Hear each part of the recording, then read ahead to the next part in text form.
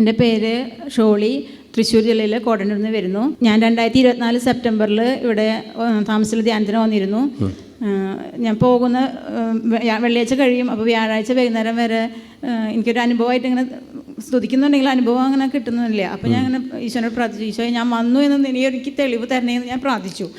അപ്പോൾ അന്ന് വൈകുന്നേരം ആരാധനയുടെ സമയത്ത് അച്ഛൻ വിളിച്ച് പറഞ്ഞു, ഷോളിയെ അനുഗ്രഹിക്കുന്നു, ഷോളിയോട് ദശാംശം കൊടുക്കാറില്ല എന്നും അത് കൊടുത്ത് പ്രാർത്ഥിക്കണമെന്നും പറഞ്ഞു. കണ്ടോ, പേരെടുത്ത് പറയാണ്. ദശാംശത്തിന് നല്ലൊരു ഉദാഹരണമായി പറയണേ കേട്ടോ.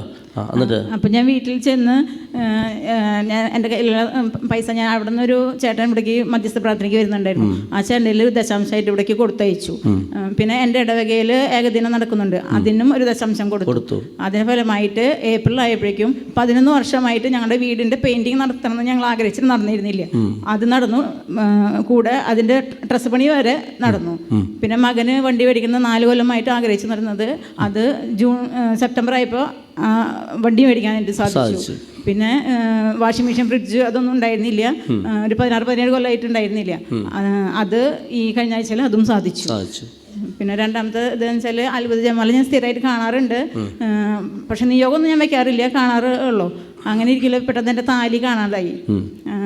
കുറേ നാൾ മുന്നും ഒരു വട്ടം താലി പോയി, അത് കിട്ടിയില്ല. അപ്പോൾ ഞാൻ രണ്ടാമത് മേടിച്ചതാണ്. ആ താലി പോയപ്പോൾ ഞാൻ വിചാരിച്ചു ഇതുപോലെ തന്നെ കിട്ടില്ലായിരിക്കും എന്ന് വിചാരിച്ചു.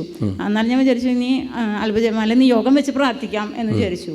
അങ്ങനെ നിയോഗം വെച്ച് 33 ദിവസം നിയോഗം വെച്ചു. പക്ഷെ 3 ദിവസം കഴിഞ്ഞപ്പോഴേക്കും ആ താലി കിട്ടി. കരങ്ങളടിച്ച് നമുക്ക് നന്ദി പറയാം. Praise the Lord.